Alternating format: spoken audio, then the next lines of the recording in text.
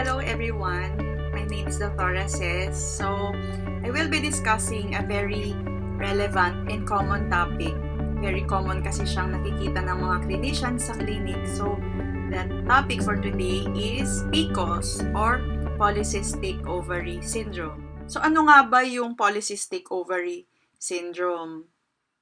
So, it is a condition that affects periods, fertility, hormones, and the aspects of your appearance.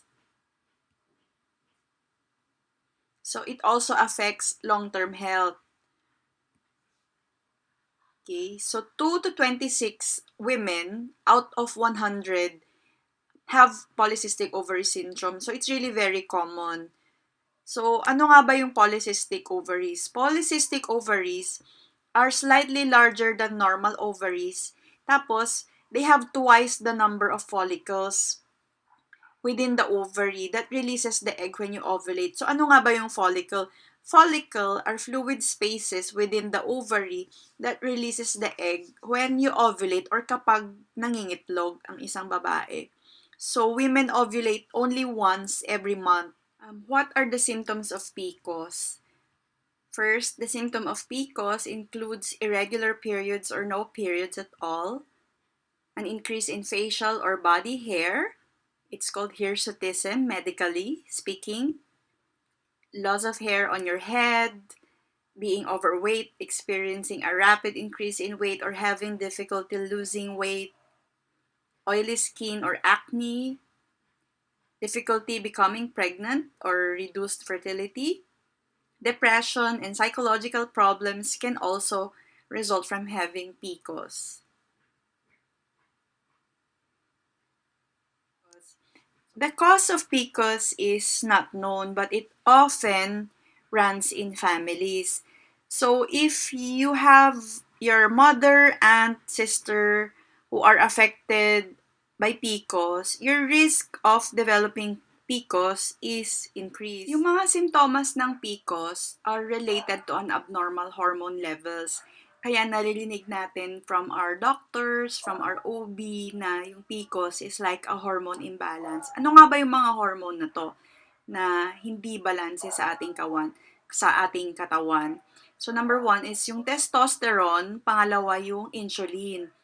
So yung testosterone is a hormone that is produced in small amounts sa ovaries.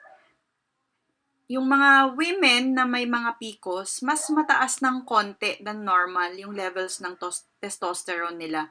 Kaya yun yung higher levels of testosterone is associated with the many symptoms of the condition. Another hormone that is affected in women with PCOS is the hormone called insulin. So ano nga ba yung insulin? It is a hormone that controls the levels of sugar or glucose in our blood. So kung may PCOS ka, yung body mo hindi nagre-respond sa insulin. So yun yung tawag na insulin resistance. Kaya tumataas yung levels ng sugar sa katawan, and that could consequently lead to diabetes. So to try to prevent the glucose levels becoming higher, your body will compensate to produce more insulin. And hindi rin maganda kasi yung masyadong madaming insulin sa katawan. It can lead to weight gain, irregular periods, fertility problems, and higher levels of testosterone. So it is like a cascade that it's worsening kung hindi makorektong problem na to. So how is PCOS diagnosed?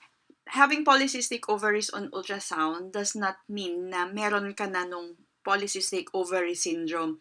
When you say syndrome, it's a group of conditions that bring about a syndrome kasi. So it's not a standalone na hindi dahil may polycystic ovary on ultrasound na may PCOS na. It does not follow. We have to consider the other symptoms present sa'yo. So a diagnosis is made when you have two of any of the following. So isa na pwedeng category na tingnan is if you have irregular or infrequent or no periods at all. Second is there are evidences of increase in facial or body hair or yung blood test mo showing higher levels of testosterone than normal, or an ultrasound scan that shows polycystic ovaries. So the image on my side shows how a polycystic ovary looks like on ultrasound. So when a diagnosis is made, you may be referred to a gynecologist. So kami yon. Ano bang ibig sabihin ng PCOS for your long-term health? Kung meron kang PCOS, you are at greatest risk for developing long-term health problems. So, pwedeng insulin resistance or diabetes kasi nga, pag yung blood glucose mo does not stay normal, this can lead to diabetes. So, 1 to 2 out of 10 women with PCOS go on to develop diabetes at some time in their life. And if this is untreated, this can damage organs in the body. So that's just one. Tandaan nyo, diabetes. Second is high blood pressure. Women with PCOS tend to have high blood pressure, which is likely to be related to the insulin resistance and to being overweight rather than to the PCOS itself. High blood pressure can lead to heart problems and therefore should be treated. And a third long-term effect ng PCOS is cancer, particularly endometrium. So remember that PCOS does not lead to cancer of the breast or the ovaries. So if you have fewer than 3 periods a year, so tandaan nyo, yung goal natin ay magkaroon ng menstruation 4 times in a year. So if 3 or less yung period mo sa isang taon, the lining of the womb or yung tinatawag na endometrium or lining ng matres, pwede kasi siyang kumapal, and this may lead to endometrial cancer in a small number of women na may PCOS. So there are various ways to protect the lining of the womb using a hormone called progesterone. So, i-discuss naman ng doctor mo yung options should this be found out. So, pwedeng bibigyan ka niya ng 5-day course ng progestogen tablets. Tapos, iinumin siya every 3 to 4 months just to induce menstruation para hindi kumapal yung lining. Or pwede rin contraceptive pill, IUD, or what we call Mirena, kasi yung Mirena, it has a hormone containing siya. And the options will really depend on you whether you are trying for a baby or not. So that's another consideration. And yun nga, I have to stress out that PCOS does not increase your chances of developing breast or ovarian cancer. Only cancer of the endometrium. What are the other long-term health consequences of PCOS? The symptoms of PCOS may affect how you see yourself and how you think others see you. So it can lower your self-esteem. Kaya pwede siyang mag-cause ng depression and mood swings. PCOS can lead to fatigue or sleepiness during the day, and it's also associated with snoring. So ano nga ba yung pwede mong gawin to reduce long-term health risk of PCOS? Number 1, of course, is to have a healthy lifestyle. Pangalawa is have regular health checkups.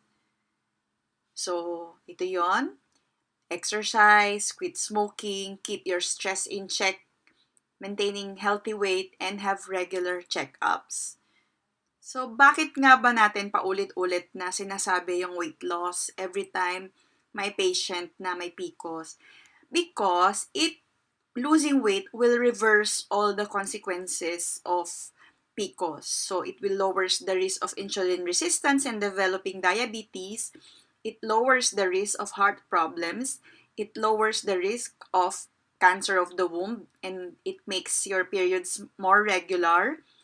It increases the chances of becoming pregnant. Honestly, that's really one of the key secrets para madaling mag-pregnant. And then reduction in acne and decrease in excess facial hair growth over time.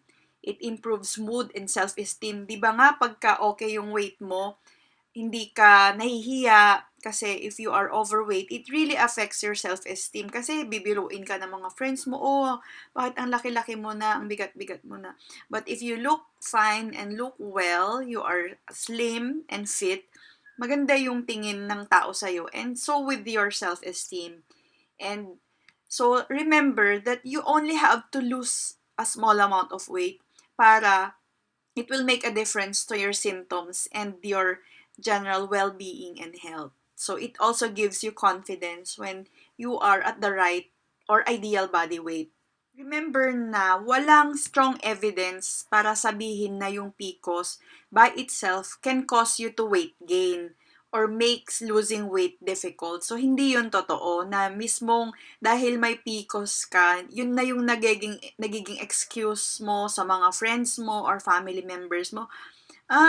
Mataba ako kasi may PCOS ako. No, it's not. So, walang evidence to say na yung PCOS mismo yung nagkakos ng weight gain mo.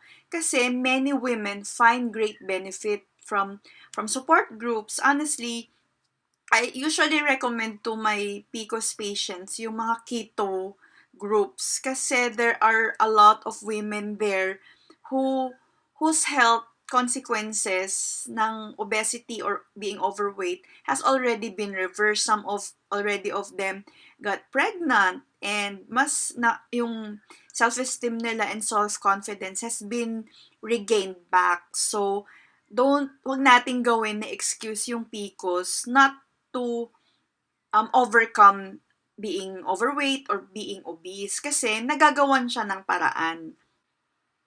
So, what else do we need to do other than changing the lifestyle? So, of course, we have to have regular health checkups.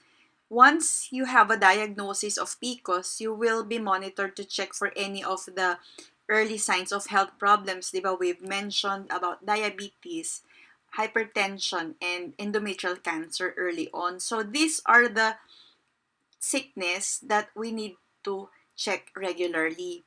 So for diabetes, women with PCOS more than 40 years of age should be offered a blood sugar test at least once a year para ma-check yung signs of diabetes.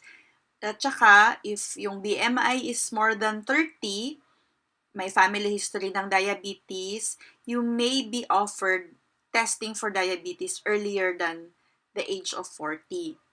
So second that we need to check for is the cancer of the womb. So if you have not had a period for a long time, say for example, more than 4 months, wala pang mens, or irregular yung menstruation, it is advisable that you see your obstetrician gynecologist.